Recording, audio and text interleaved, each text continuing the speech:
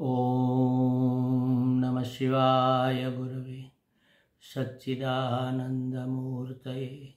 निष्प्रपंचाय शांताय निरालंबाय तेजसे। हरिओम प्रभु जी। आज के इस अध्यात्म परिषद में आप सबका स्वागत है। अपरोक्षानुभूति का 19वां श्लोक समाप्त होने पर है। पहले मंगलाचरण का पाठ करेंगे, श्लोक का पाठ करेंगे, फिर उसको समझने का प्रयत्न करेंगे। ओम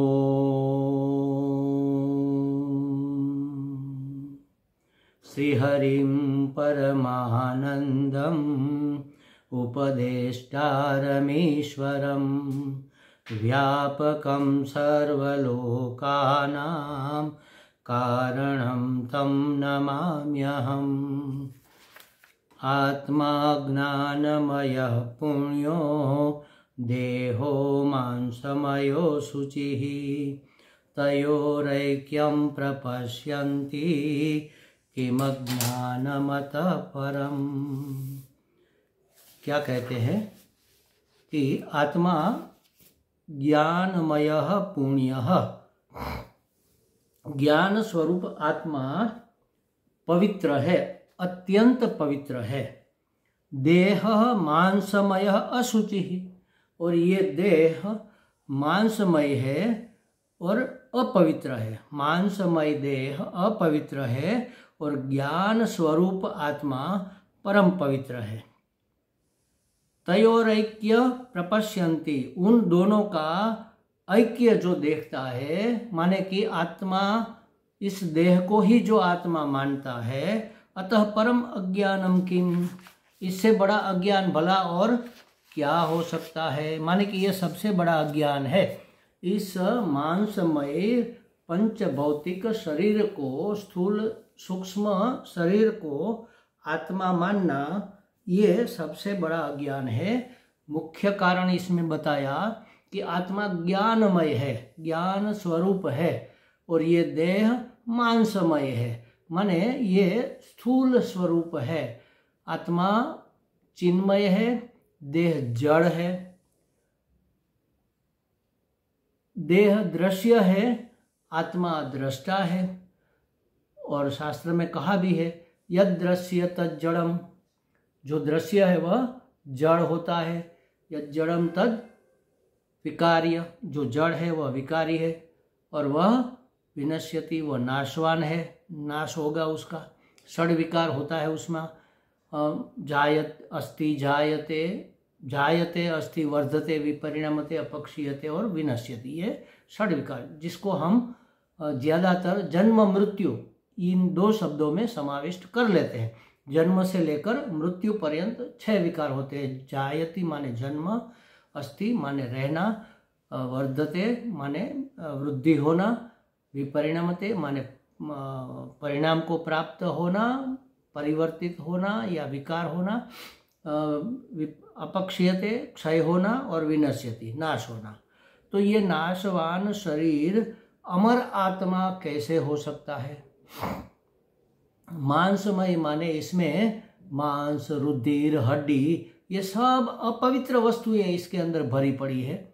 इन 9 द्वार जो हमें भगवान ने दिए हैं, नाक, कान, आँख, मुंह और अधोद्वार, ये सब द्वार, इसमें से हमेशा गंदगी ही निकलती है। अंदर जो भरा है वही तो निकलेगा। तो इतना अपवित्र देह और इतना परम पवित्र आत्मा, ज्ञानमय चिन्मय आत्मा, दोनों एक कैसे हो सकते हैं। और फिर भी दोनों को एक मानना, ये तो सबसे बड़ा अज्ञान है। यह देह मांसमय मल मूत्र आदि विचित्र अपवित्र वस्तुओं का समूह है, लेकिन इसके ऊपर ये जो त्वचा है ना, चमड़ी का और बालों का पैकिंग बहुत सुंदर बना दिया गया है। सुंदर पैकिंग के कारण हमें इस देह में मोह उत्पन्न हो जाता है। अंदर तो गंदगी भरी है, लेकिन उसके ऊपर रेपर जो लगा है, उसका पैकिंग जो किया है, रेपर माने त्वचा, इसको अच्छे से सजाया गया है। तो इसलिए देह के प्रति मोह उत्पन्न हो जाता है। सुंदरता के प्रति मोह उत्पन्न होना स्वाभाविक है। क्यों? क्योंकि सर्वविध सौंदर्य, सर्वोत्कृष्ट सौंदर्य तो आत्मा का ही है और हम आत्मा है। तो हम अपने प्रति गति करेंगे, अपने मूल स्वभाव, अपने मूल स्वरूप के प्रति। तो जहाँ सुंदरता है वहाँ मन आकृष्ट होता है। तो इस अपवित्र देह के ऊपर ये जो पैकिंग, जो रैपर लगाया, वह बड़ा चमकीला, मुलायम है, सुंदर है, इसलिए हमें उसमें मोह होता है। संसार में ये मोह हमें डुबोए रखता है, डुबाता है और डुबोए रखता है।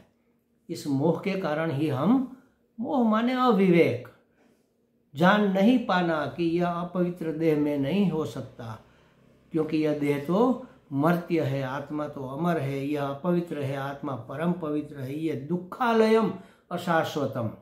यह देह कैसा है? शास्त्र में कहा दुखालय है, दुख का आलय है और अशाश्वत है, माने टिकने वाला नहीं है, हर क्षण मिटता ही रहता है, मिटता ही रहता है, बनता बिगड़ता रहता है। तो ये दुखालय में से सुख स्वरूप आत्मा की भ्रांति हमें कैसे हो गई? इस पैकिंग के कारण, इस अज्ञान के कारण।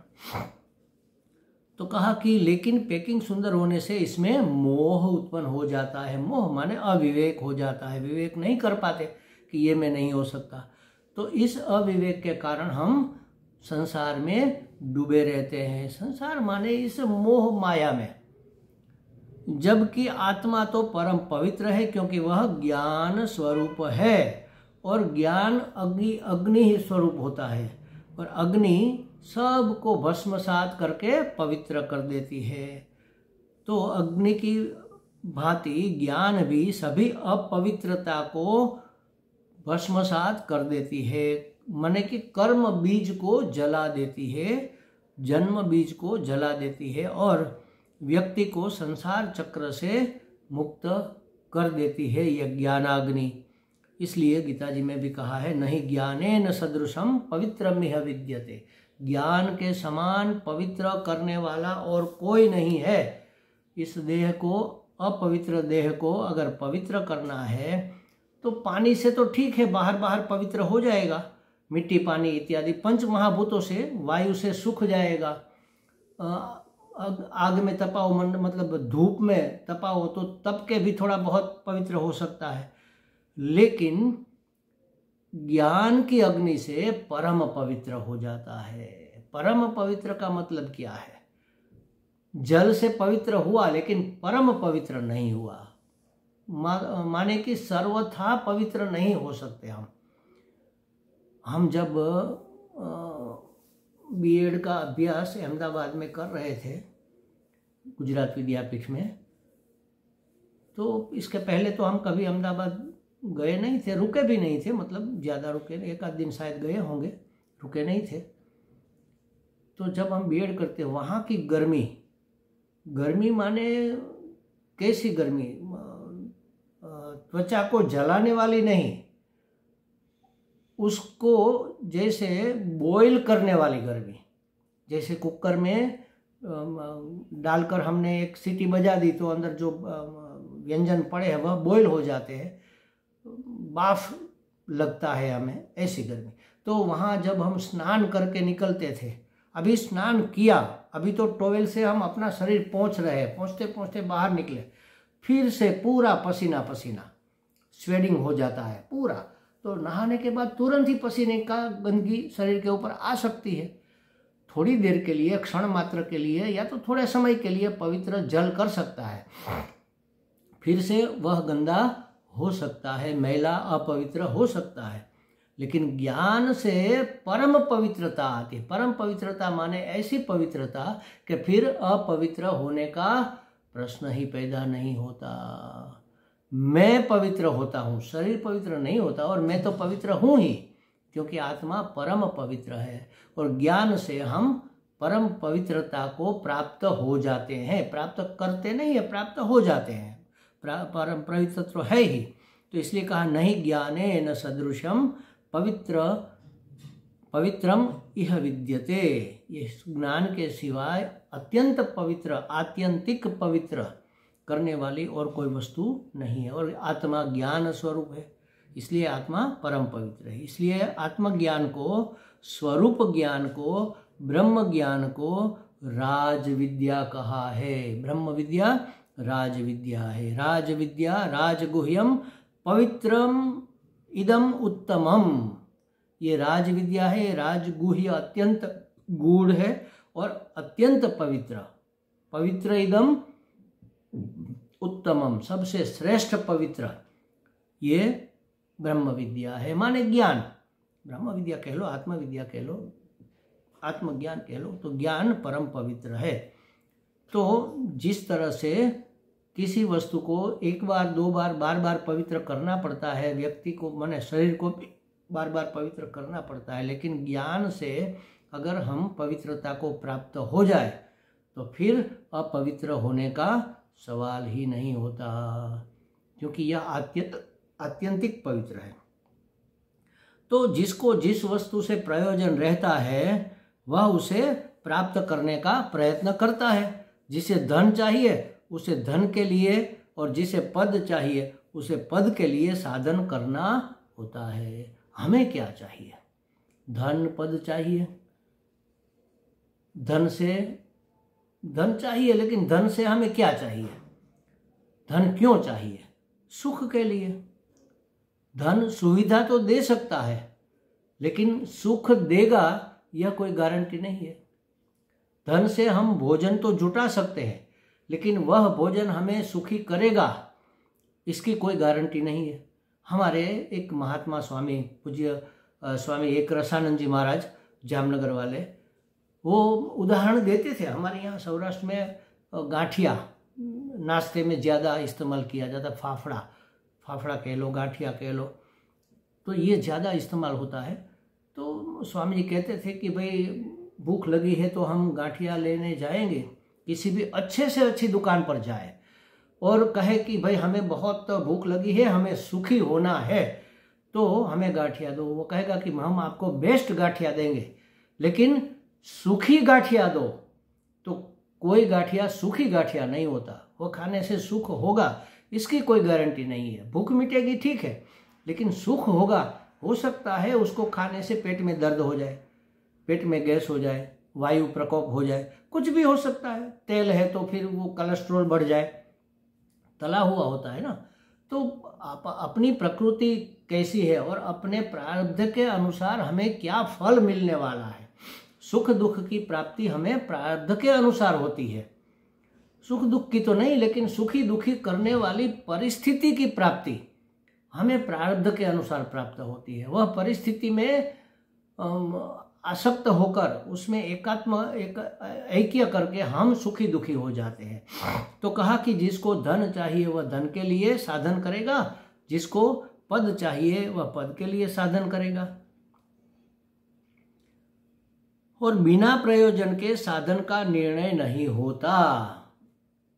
हमारा प्रयोजन क्या है, हमें क्या चाहिए, इसके आधार पर कौन सा साधन हमें वह दिला सकता है यह निश्चित होता है।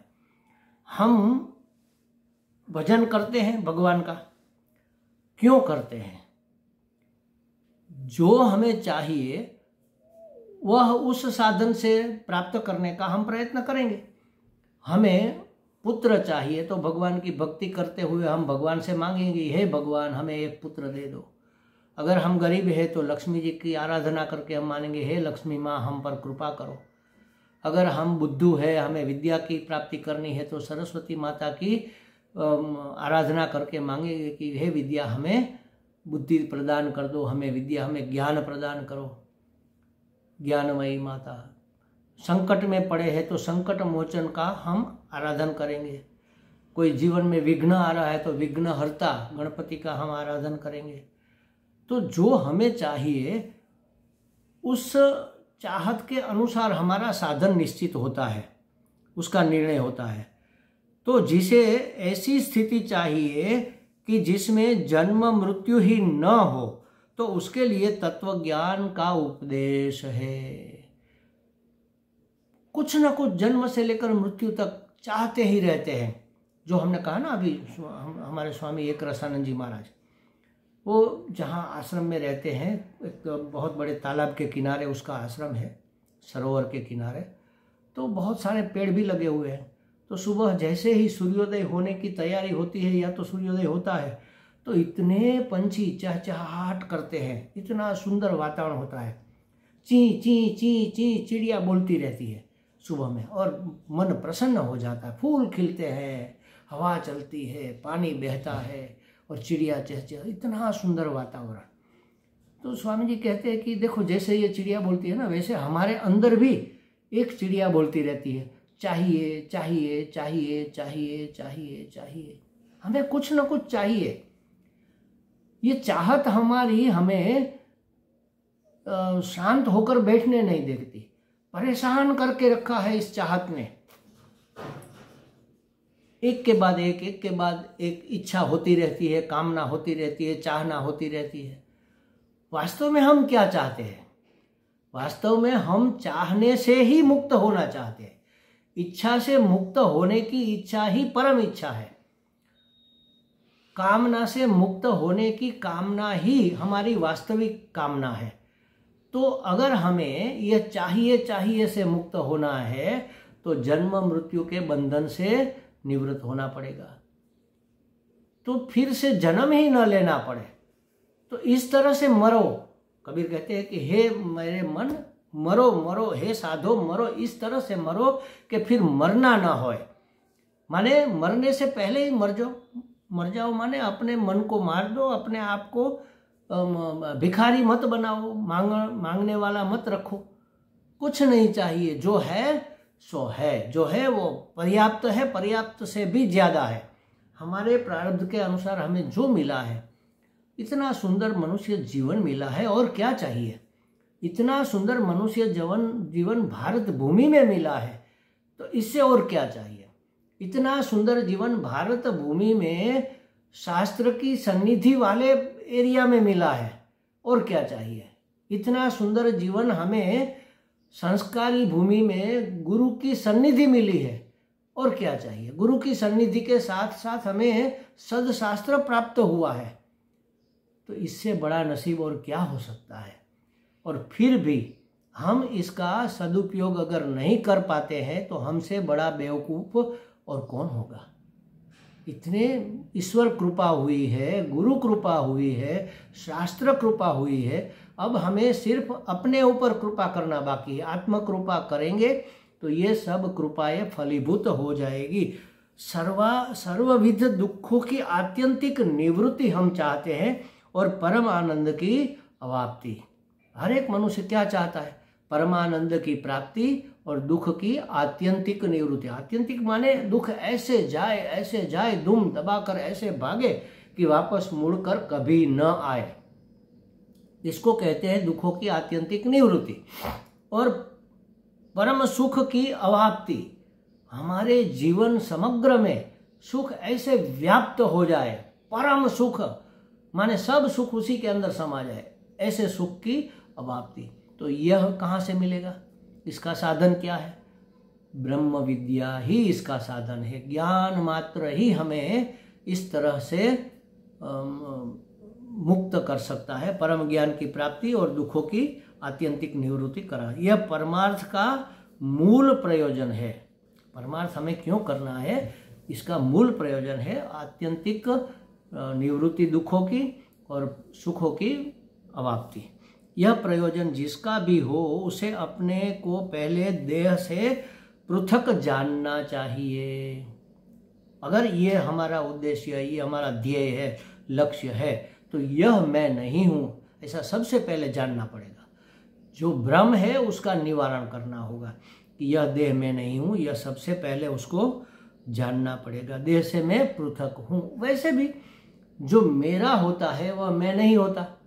मेरा पुस्तक तो पुस्तक मैं नहीं हूं, मेरा पेन मैं नहीं हूं, मेरा स्कूटर तो मैं स्कूटर नहीं हूं, मेरा टेबल मैं टेबल नहीं हूं।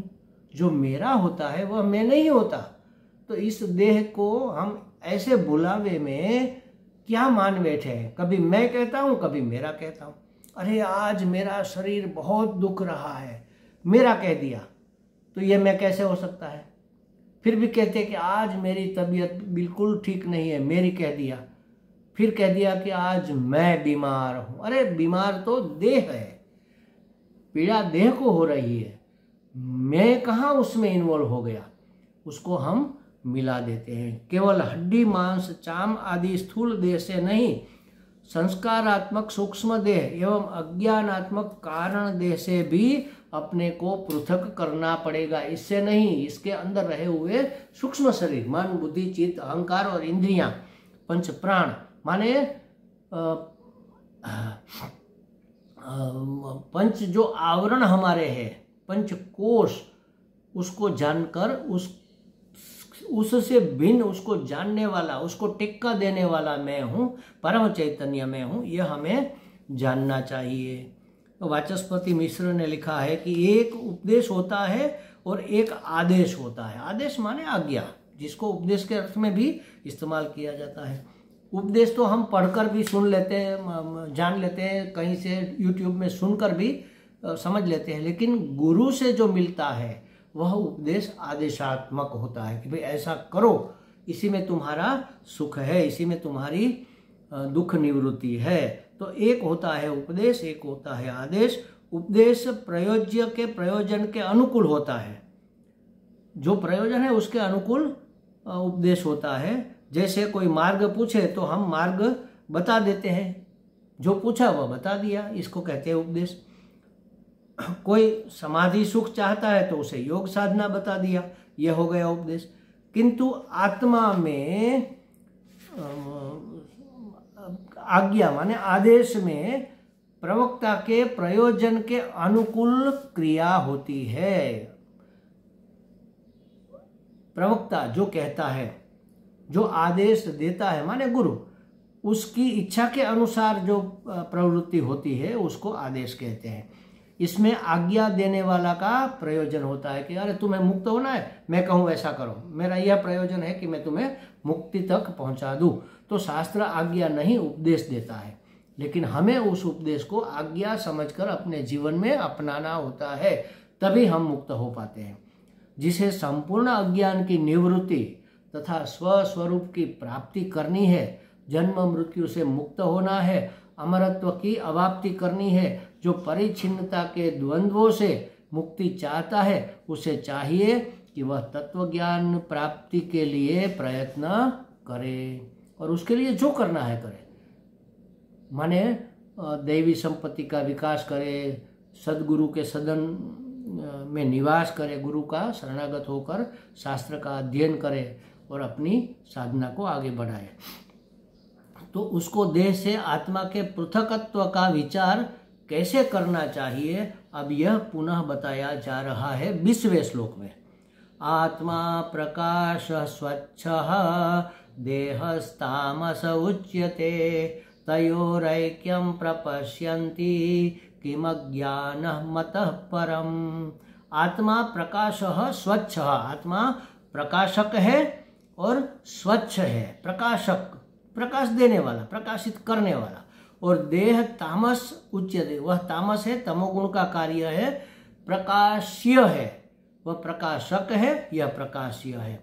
उन दोनों को एक देखना, इससे बड़ा अज्ञान भला क्या हो सकता है। इस 20वें श्लोक की चर्चा हम फिर करेंगे। ओम पूर्णमदः पूर्णमिदं पूर्णात् पूर्णमुदच्यते पूर्णस्य पूर्णमादाय पूर्णमेवावशिष्यते। ओम शांति शांति शांति। हरि ओम। श्री गुरुभ्यो नमः। हरि ओम।